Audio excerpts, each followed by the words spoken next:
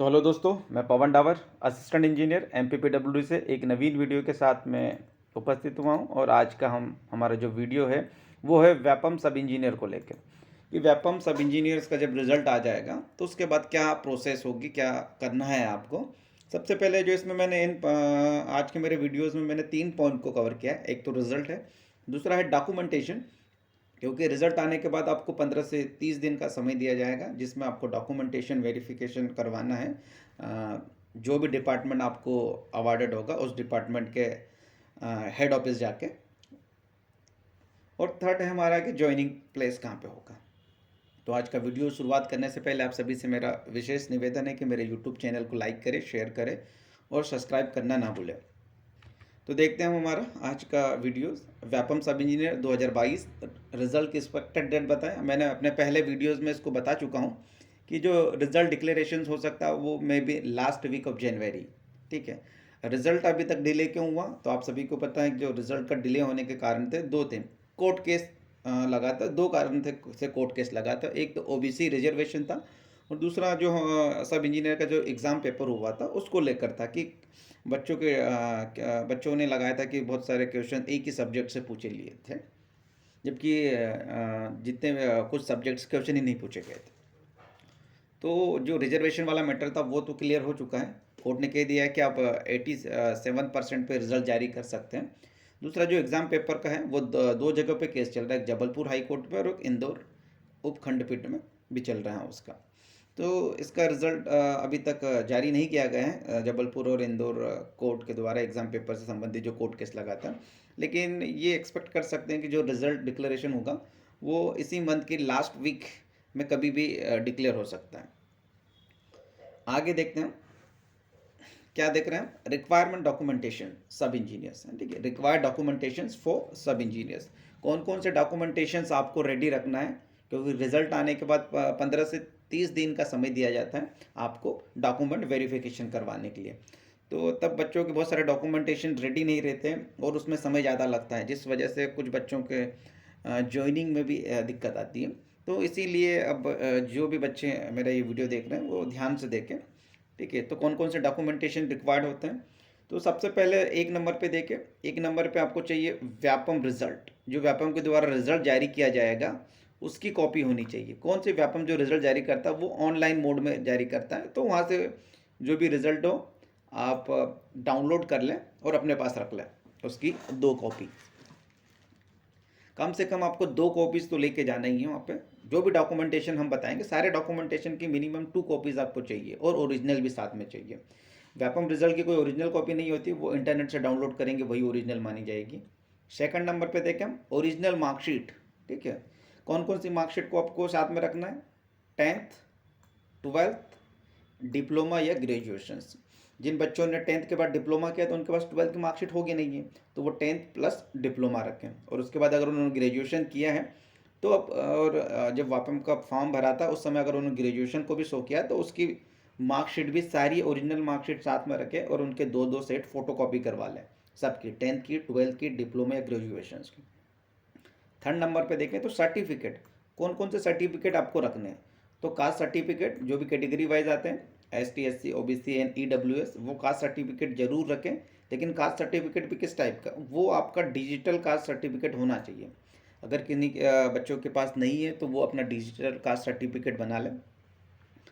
Second number पे निवासी certificate, ये भी आपका डिजिटल होना चाहिए, निवासी सर्टिफिकेट भी विशेष करके ध्यान दीजिए।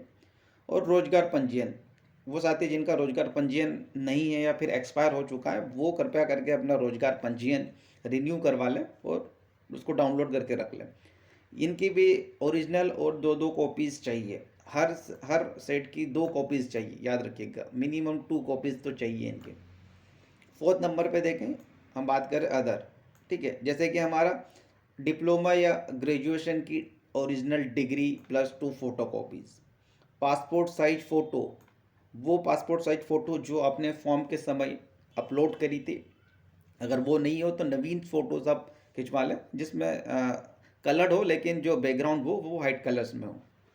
एंड अदर्स, एनी अदर्स मतलब कि ऐसे कोई डॉक्यूमेंट जो कि आपने जब फॉर्म फिलअप किया था ऑनलाइन उस समय आपने उसको शो किया था, तो उसके कॉपीज़ भी रखे, ओरिजिनल भी और फोटो कॉपीज़ भी, 2 कॉपीज़।